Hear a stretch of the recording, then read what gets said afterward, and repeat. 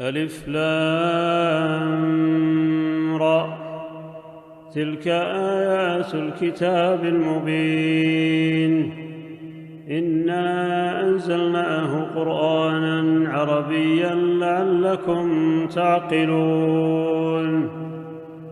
نحن نقص عليك أحسن القصص بما أوحينا إليك هذا القرآن، وإن كنت من قبله لمن الغافلين. إذ قال يوسف لأبيه يا أبت إني رأيت 11 كوكبا والشمس والقمر رأيتهم لي ساجدين. قال يا بني لا تقصص رؤياك على إخوتك فيكيدوا لك كيدا، إن الشيطان للإنسان عدو مبين. وكذلك يجتبيك ربك ويعلمك من تأويل الأحاديث ويتم نعمته عليك وعلى آل يعقوب كما أتمها على أبويك من قبل إبراهيم وإسحاق، إن ربك عليم حكيم.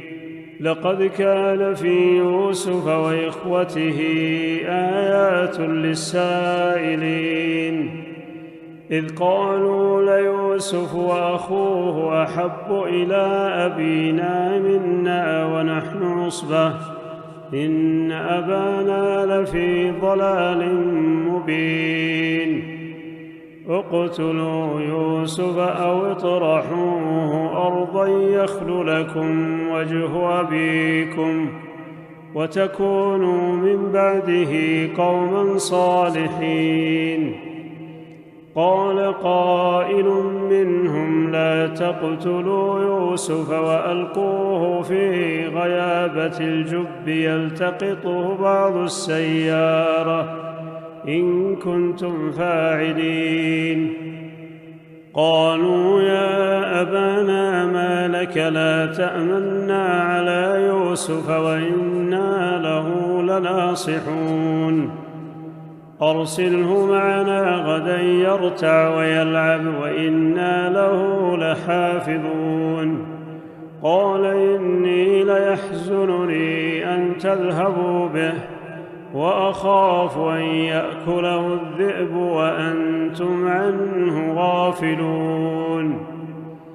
قالوا لئن أكله الذئب ونحن عصبة إنا إذا لخاسرون.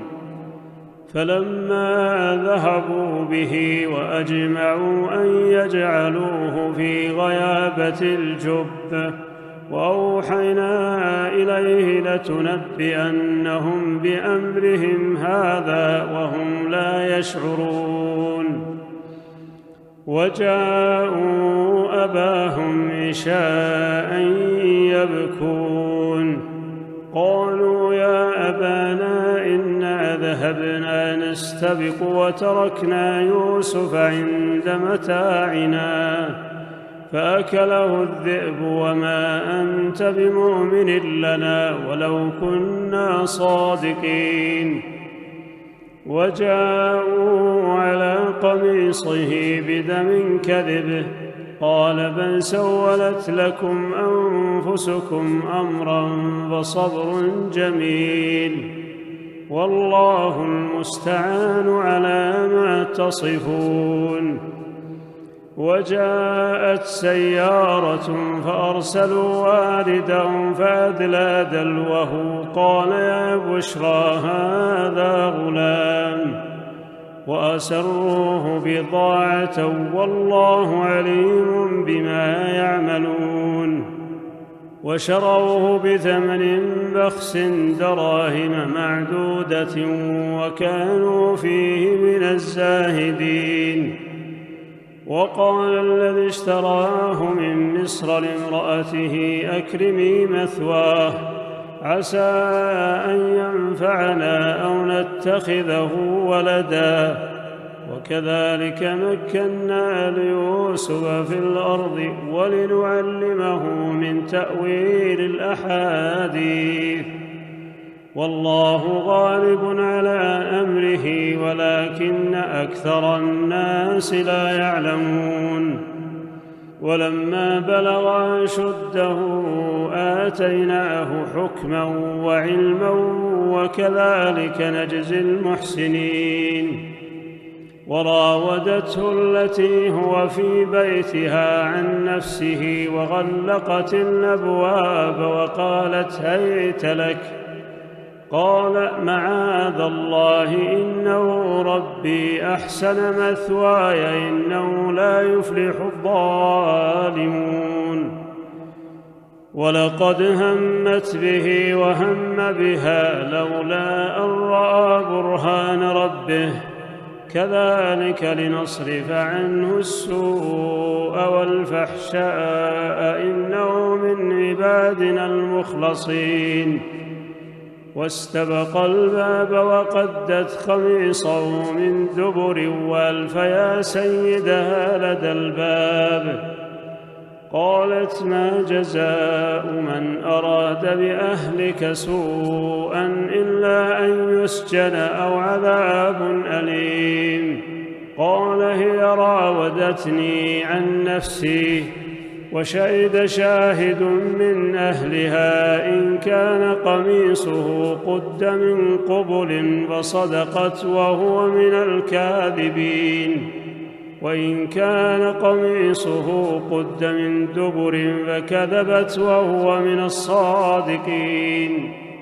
فلما رأى قميصه قد من دبر قال إنه من كيدكن إن كيدكن عظيم يوسف أعرض عن هذا واستغفري لذنبك إنك كنت من الخاطئين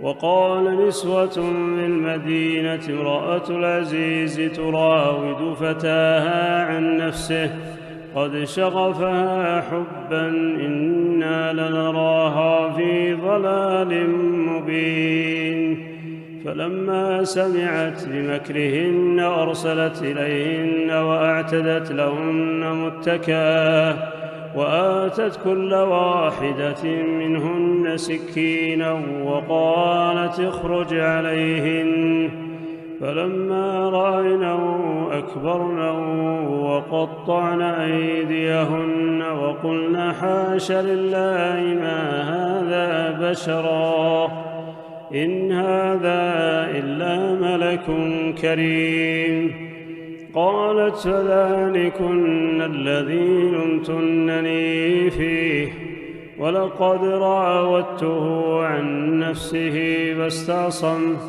ولئن لم يفعل ما آمره ليسجنن وليكونن من الصاغرين قال رب السجن أحب إلي مما يدعونني إليه وإلا تصرف عني كيدهن أصب إليهن وأكن من الجاهلين فاستجاب له ربه فصرف عنه كيدهن إنه هو السميع العليم ثم بدا لهم من بعد ما رأوا الآيات ليسجننه حتى حين ودخل معه السجن فتيان قال أحدهما إني أراني أعصر خمرا وقال الآخر إني أراني أحمل فوق رأسي خبزا تأكل الطير منه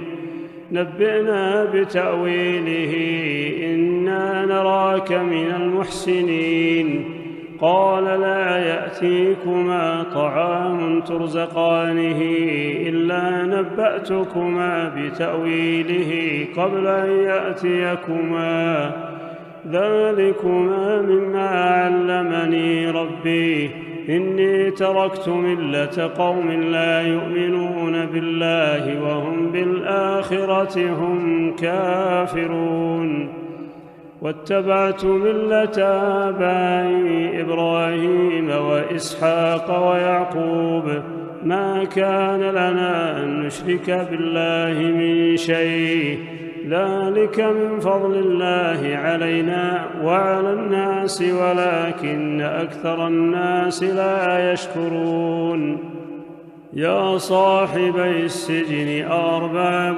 متفرقون خير أم الله الواحد القهار ما تعبدون من دونه إلا أسماء سميتموها أنتم وآباؤكم ما أنزل الله بها من سلطان إن الحكم إلا لله أمر أن لا تعبدوا إلا إياه ذلك الدين القيم ولكن أكثر الناس لا يعلمون يا صاحبي السجن أما أحدكما فيسقي ربه خمرا وأما الآخر فيسلب فتأكل الطير من رأسه قضي الأمر الذي فيه تستفتيان وقال للذي ظن أنه ناج منه اذكرني عند ربك فأنساه الشيطان ذكر ربه فلبث في السجن بضع سنين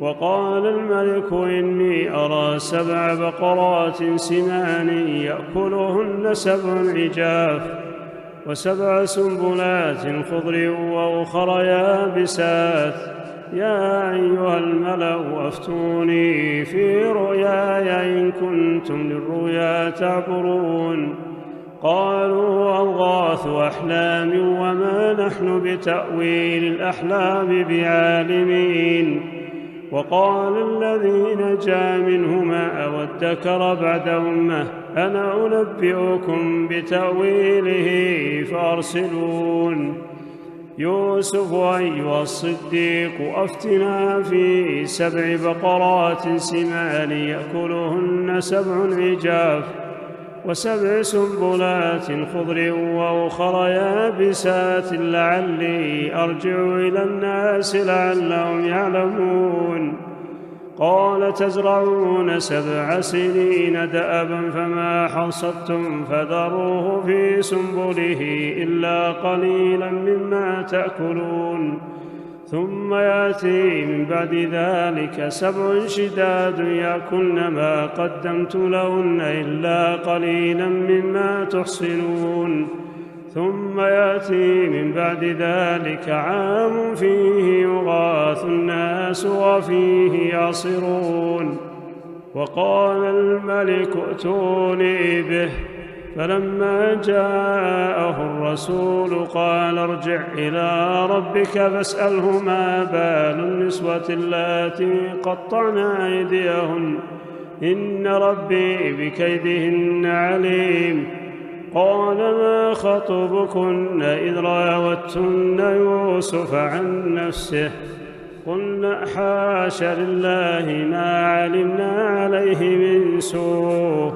قالت امرأة العزيز الآن حصحص الحق أنا راودته عن نفسي وإنه لمن الصادقين ذلك ليعلم أني لم أخنه بالغيب وأن الله لا يهدي كيد الخائنين وما أبرئ نفسي إن النفس لأمارة بالسوء إلا ما رحم ربي إن ربي غفور رحيم وقال الملك ائتوني به أستخلصه لنفسي فلما كلمه قال إنك اليوم لدينا مكين أمين قال اجعلني على خزائن الأرض إني حفيظ عليم وكذلك مكنا ليوسف في الأرض يتبوأ منها حيث يشاء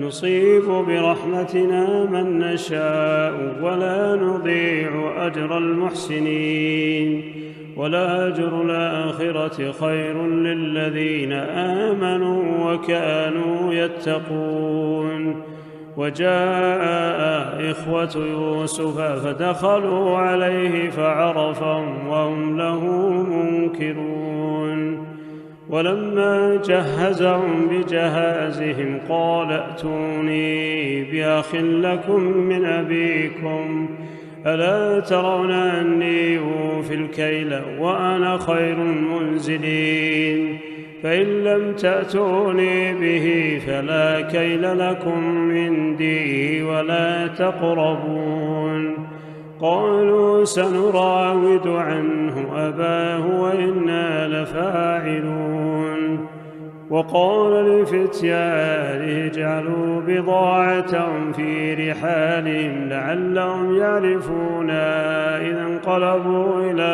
أهلهم لعلهم يرجعون فلما رجعوا إلى أبيهم قالوا يا أبانا منع منا الكيل فأرسل معنا أخانا نكتل وإنا له لحافظون قال هل آمنكم عليه إلا كما أمنتكم على أخيه من قبل فالله خير حافظا وهو أرحم الراحمين ولما فتحوا متاعهم وجدوا بضاعتهم ردت إليهم قالوا يا أبانا ما نبغي هذه بضاعتنا ردت إلينا ونمير أهلنا ونحفظ أخانا ونزداد كيل بعير ذلك كيل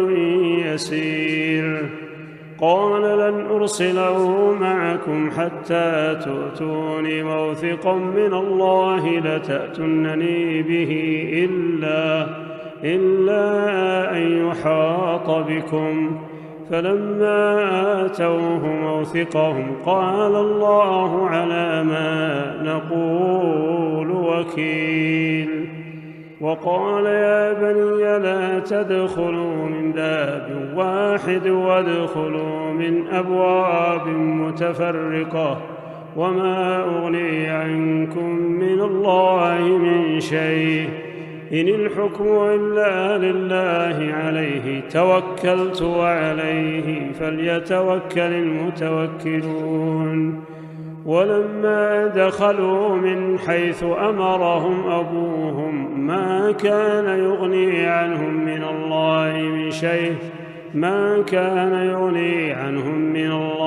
من شيء إلا حاجة في نفس يعقوب قضاها وإنه لذو علم لما علمناه ولكن أكثر الناس لا يعلمون ولما دخلوا على يوسف آوى إليه أخاه قال إني أنا أخوك فلا تبتئس بما كانوا يعملون فلما جهزهم بجهازهم جعل السقاية في رحل أخيه ثم أذن مؤذن أيتها العير إنكم لسارقون قالوا وأقبلوا عليهم ماذا تفقدون قالوا نفقد صواع الملك ولمن جاء به حمل بعير وأنا به زعيم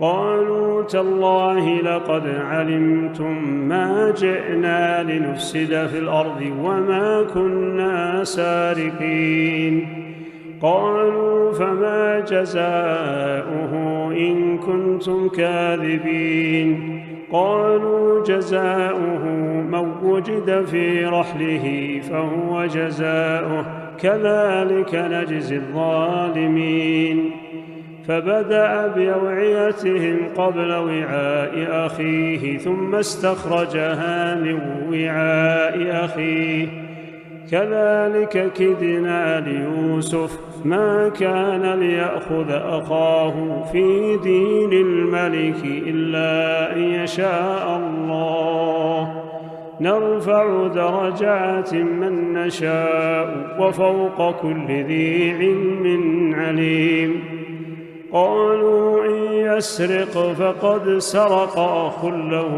من قبل فأسرها يوسف في نفسه ولم يبدها لهم قال أنتم شر مكانا والله أعلم بما تصفون. قالوا يا أيها العزيز إن له أبا شيخا كبيرا فخذ أحدنا مكانه إنا نراك من المحسنين. قال معاذ الله أن نأخذ إلا من وجدنا متاعنا عنده إنا إذا لظالمون. فلما استيأسوا منه خلصوا نجيا قال كبيرهم ألم تعلموا أن أباكم قد أخذ عليكم موثقا من الله ومن قبل ما فرطتم في يوسف فلن نبرح الأرض حتى يأذن لي أبي أو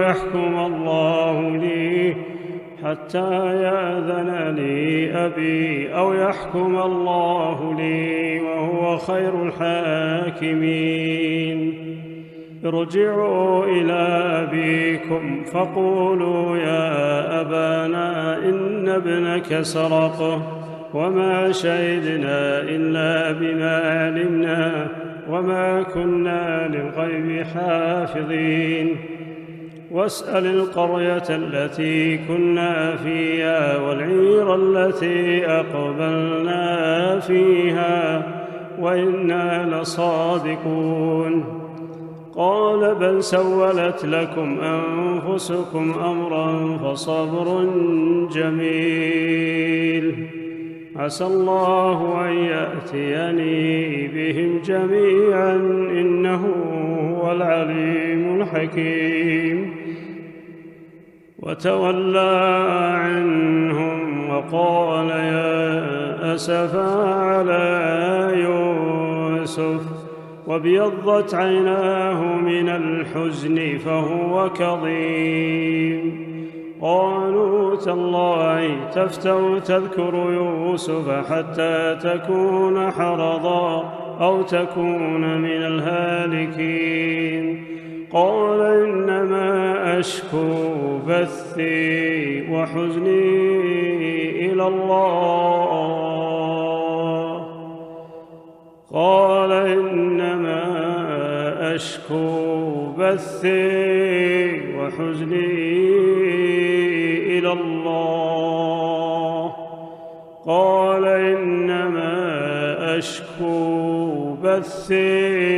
وحزني إلى الله وأعلم من الله ما لا تعلمون.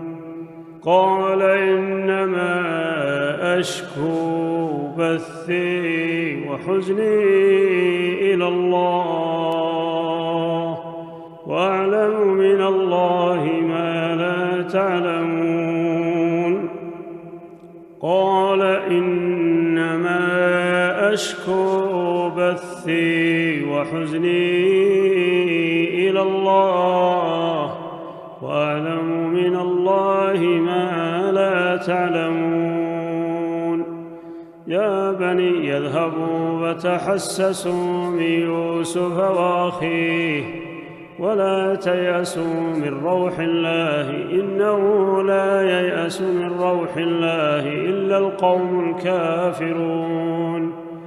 فلما دخلوا عليه قالوا يا أيها العزيز مسنا وأهلنا الضر وجئنا ببضاعة مزجاة فأوف لنا الكيل وتصدق علينا إن الله يجزي المتصدقين.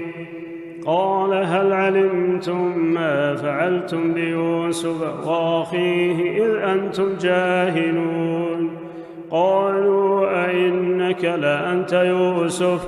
قال أنا يوسف وهذا أخي قد من الله علينا إنه من يتق ويصبر فإن الله لا يضيع أجر المحسنين. قالوا تالله لقد آثرك الله علينا وإن كنا لخاطئين.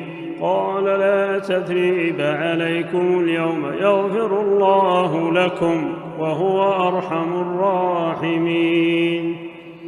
اذهبوا بقميصي هذا فألقوه على وجه أبي يأت بصيرا وأتوني بأهلكم أجمعين. ولما فصلت العير قال أبوهم إني لأجد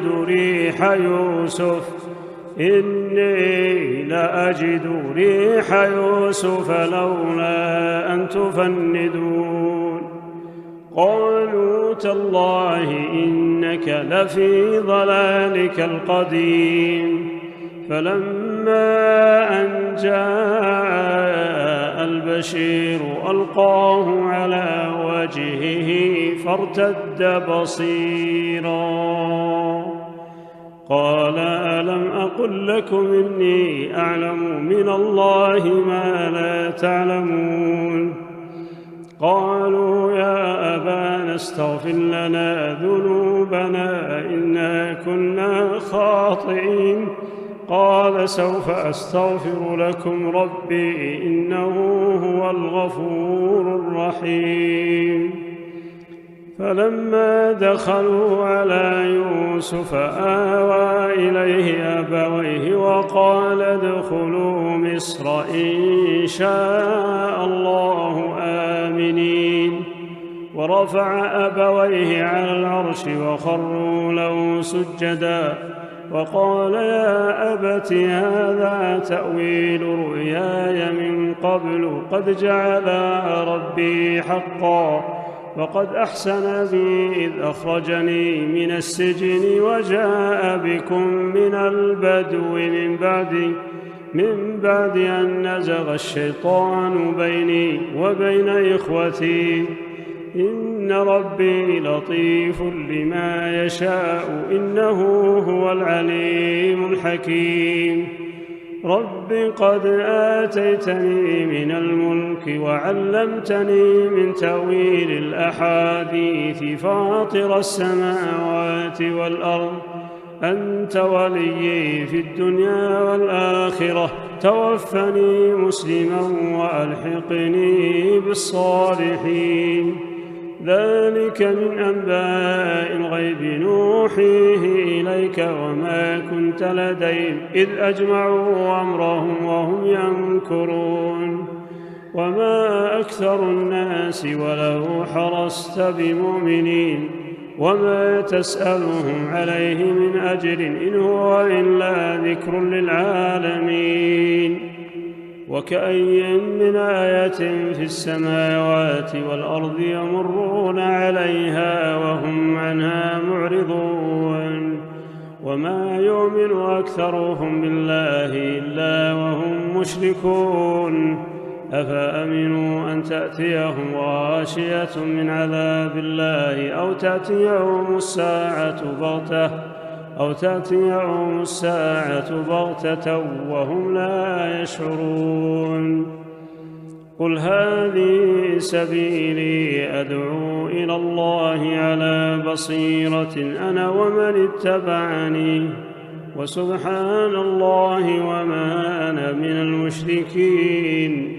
وما أرسلنا من قبلك إلا رجالا نوحي إليهم من أهل القرى أفلم يسيروا في الأرض فينظروا كيف كان عاقبة الذين من قبلهم ولدار الآخرة خير للذين اتقوا أفلا تعقلون.